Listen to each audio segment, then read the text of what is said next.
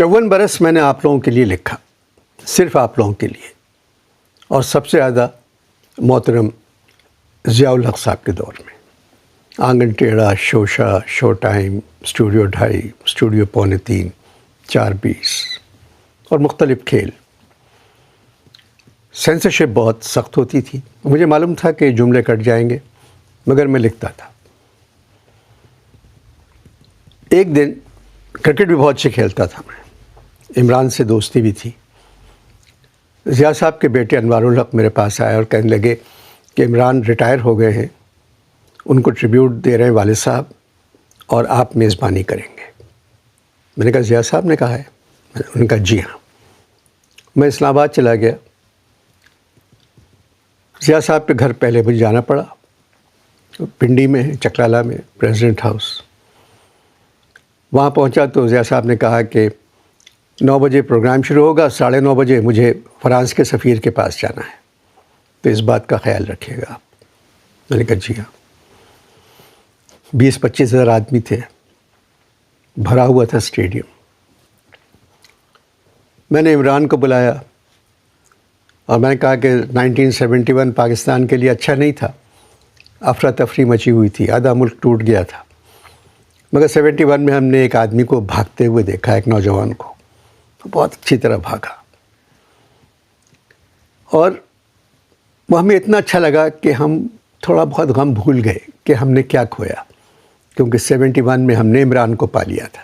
عمران نے اپنا کریئر 71 میں شروع کیا، اور جنرل صاحب عمران کپتان تھا، اس کے باوجود 86 میں ریٹائر ہو رہا ہے، جبکہ ہمارے یہاں کپتان ریٹائر نہیں ہوتے۔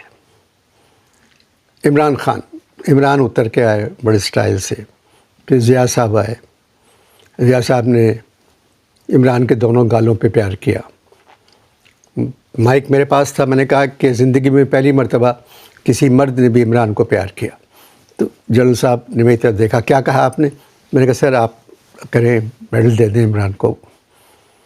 پھر میں نے بولنا شروع کیا۔ 9:30 بج گئے، 10:30 ہو گئے، 11:30 ہو گئے، 12، 1، 2۔ وہاں ہماری نیوی والے بھی بیٹھے ہوئے تھے، ایئر فورس کے چیف بیٹھے ہوئے تھے، آرمی کے چیف بیٹھے ہوئے تھے۔ تو میں نے کہا صدر صاحب نیوی کے چیف آپ کے ساتھ بیٹھے ہوئے ہیں، انہوں نے 1 ہفتہ پہلے مجھے ڈاک یارڈ بلوایا اور کہا کہ انور ہم لوگ نیول نائٹ منا رہے ہیں تو آپ اس کی میزبانی کر دیں، تو آپ تو کبھی آئے نہیں یہاں، اس لیے 1 دن پہلے بلایا ہے آپ کو۔ خیر میں چلا گیا صدر صاحب دیکھنے کے لیے۔ وہاں جا کے میں نے دیکھا کہ پاکستانی جنگی جہاز کھڑے ہوئے ہیں، بابر، اورنگزیب، عالمگیر، شاہ جہاں، اکبر۔ میں گھبرا گیا۔ میں نے اس نیوی کے نوجوان افسر سے کہا بیٹے یہ سب مغل بادشاہوں کے اوپر نام کیوں رکھے ہوئے ان کے؟ کہنے لگا انکل آپ کسی کو بتائیں گے نہیں؟ میں نے کہا نہیں۔ کہنے لگے انہی سے خریدے ہوئے ہیں۔ تو جنرل صاحب یہ نیوی کے جہاز اب بہت پرانے ہو گئے، ذرا کچھ دھیان دیں اس طرف بھی۔ اب باتیں میں کرتا گیا۔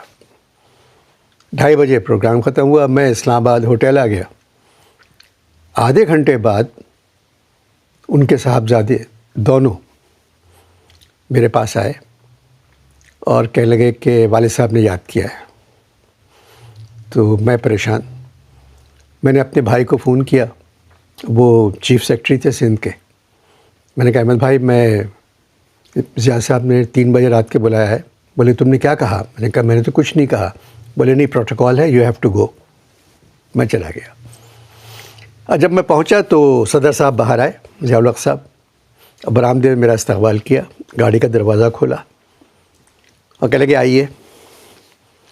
اندر گیا تو سب چیفز بیٹھے ہوئے ہیں، تینوں، ایئر فورس کے، نیوی کے اور آرمی کے، اور بہت سے جنرلز۔ کوئی اٹھا نہیں، سب نے بیٹھے بیٹھے ہاتھ ملایا۔ کہنے لگے کہ آپ کو میں نے بتا دیا تھا کہ 9:30 بجے مجھے فرانس کے سفیر کے پاس جانا ہے، مگر آپ کی بیہودہ گفتگو سنتے سنتے 2:30 بج گئے رات کے، تو اس کا جواب ہے آپ کے پاس؟ تو میں نے کہا کہ سر دیر تک بیٹھنے کی تو آپ کو عادت ہے، 90 دن کے لیے آئے تھے تو سر 8 سال ہو گئے. تو اگر 1 گھنٹے کے لیے آئے تھے 3 گھنٹے بیٹھ گئے تو اس پہ کیا فرق پڑا آپ کے لیے؟ زور سے ہنسے. پھر تمام فوجیوں کی طرف دیکھ کہنے لگے کہ آپ میں سے کسی کی ہمت ہے یہ کہنے کی جو ابھی انور مقصود نے بات کہی ہے؟ یہ سچ بولتے ہیں، اسی وجہ سے میں ان کو برداشت کرتا ہوں. مگر انور مقصود آج تمہارے علاوہ کوئی اور میزبان ہوتا تو وہ نظر نہیں آتا، اور میرے علاوہ کوئی اور صدر ہوتا تو تم نظر نہیں آتے. مگر پریشانی کی بات یہ ہے کہ 4 دن بعد میرے پاس ایک انویٹیشن آیا. کراچی میں APNS کے ایوارڈس ہو رہے ہیں. جنرل ضیاء یہ اس میں مہمان خصوصی تھے، اور میزبان انہی کے کہنے پہ انور مقصود کو بلایا گیا. وہاں کیا ہوا یہ میں کبھی بعد میں سناؤں گا آپ کو.